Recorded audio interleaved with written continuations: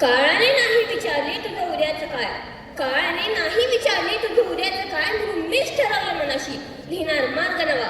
समजले काय? नशिबाच्या ओळी मला कधीच बसल्या नाहीत, अहो नशिबाच्या ओळी मला कधीच बसल्या नाहीत, म्हणून भविष्य माझं मीच लिहिणार. हीच माझ्या जिद्दीची ग्वाही, हीच माझ्या जिद्दीची ग्वाही.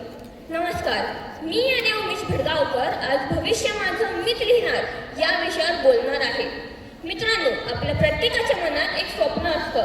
कोणाचं इंजिनियर होण्याचं, कोणाचं डॉक्टर होण्याचं, कोणाचं कलाकार होण्याचं. पण ही स्वप्ने पूर्ण करणार कोण?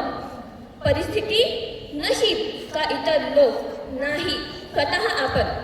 भविष्य ही आकाशातून पडणारी भेट नाही, हे ते बी आहे जे आपण आज पेरतो आणि उद्या त्याचं झाड वाढतं.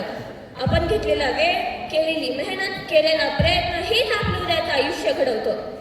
म्हणूनच मी म्हणते, भविष्य घडवण्याची ताकद फक्त आपल्यातच आहे. मित्रांनो, आपल्या प्रत्येकाच्या मार्गावर अडथळे येणारच. कधी अपयश येईल, कधी बळ कमी पडेल, कधी लोक हसतील. पण जर आपल्यात जिद्द असेल तर आपल्याला काहीही अडवू शकत नाही. कारण जग बदलायचं नसतं, स्वतःला बदलायचं असतं. जेव्हा मी स्वतःवर विश्वास ठेवते तेव्हा यश ही माझ्यावर विश्वास ठेवतं. एक गोष्ट नेहमी लक्षात घ्या, आपलं आयुष्य ही एक वही आहे, ती दुसऱ्यांच्या अक्षरांनी भरू देऊ नका.